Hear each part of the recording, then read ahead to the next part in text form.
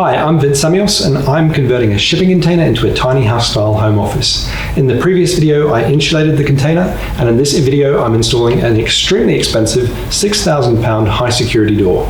So the door I'm installing on this shipping container is very expensive. It's a £6,000 high security door. And the reason I'm able to install such an expensive door on the shipping container is because this is what I do for a living. The doors behind me here are some of the doors that I design and sell, and they're an example of some of the work that I do. And they're a very, very high-end, very high security door. You can see this is some of the steel work that goes on inside these doors. You can see some of the bolts and some of the locking mechanisms. On the other side here, you see some of the finishes. So this is a very high polished glass finish. And also you can see some of the electronics that we can install on these doors.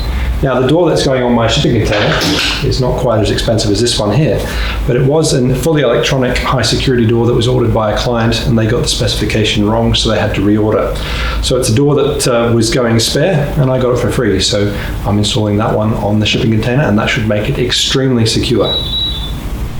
So the doors come with a steel frame. So the first step is going to be to just prepare the steel work and weld that steel frame to the steel box section that's already welded to the shipping container.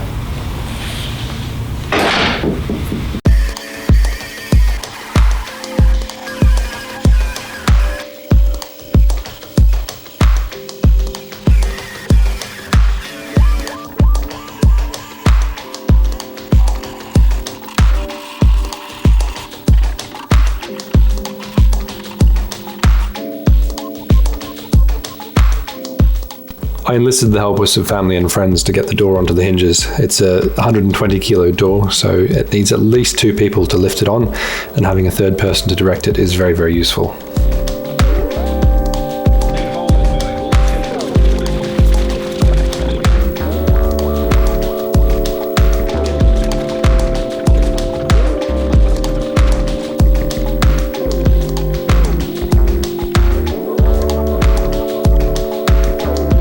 With the door on the hinges, I just needed to feed some control wires through the frame.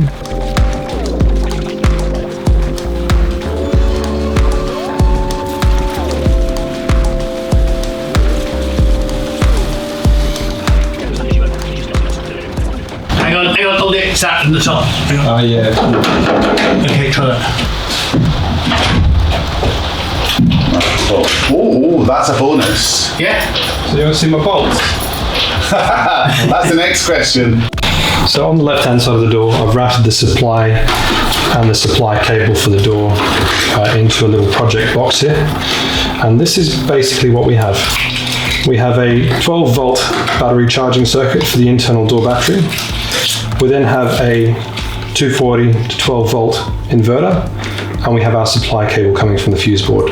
So all I really need to do is switch out the supply line, wire it into the fuse board, pop it all back together, and that's then wired in.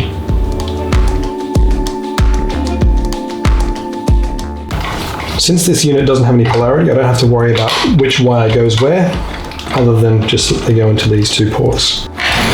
Now that it's all wired up, I can just slot it neatly back into the box and close it up. This box is just a project box I found on Amazon that was about the right size. And it will just give a neat way of accessing and repairing the cable, as well as somewhere to hide the inverter and the charging circuit. From the charge control unit, the wire is routed back through the steel that I welded into place to this steel frame that houses the door enclosure. And then you can see a contact for that, where the charge is actually supplied to the door, and that's right here. So from this contact point, it then goes into the door itself, and that's how it charges the battery pack. So this is where the battery pack sits within the door. It's on the hinge side of the door. You can slide it out and you can replace batteries, but it shouldn't really ever be needed in the lifetime of this door.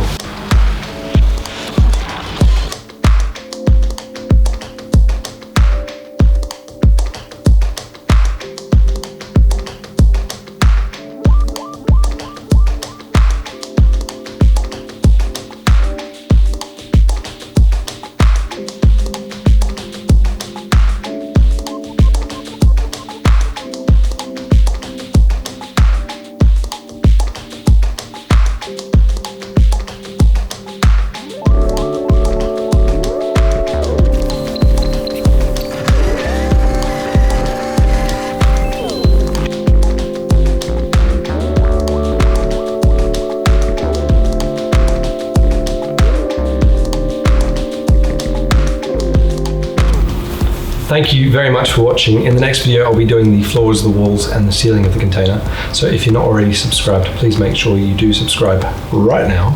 If you've got any questions, do pop them down in the comments. And if you've enjoyed this video, please make sure you do give it a like. If you've got the means to support this project, there is a link to my Patreon in the description of the video. And there's also a link to my Instagram where there's all sorts of sneak peeks, behind the scenes, and other photos on there as well. So for now, thank you very much for watching, and I'll see you in the next video.